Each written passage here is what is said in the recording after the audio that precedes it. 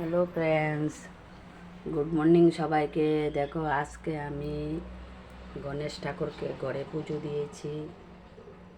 ছোট্ট করে একটা পুজো দিয়েছি। দেখো কীভাবে পুজোটা দিলাম, দেখো ছোট্ট করে। আমার গণেশ ঠাকুর দেখো কি সুন্দর বসে আছে। আমার গণেশ ঠাকুরটা কীরকম হয়েছে সবাই বলবে। আর এই দেখো আমার গোপাল সোনাকে দেখো, ওই বসে আছে। হ্যাঁ, তাহস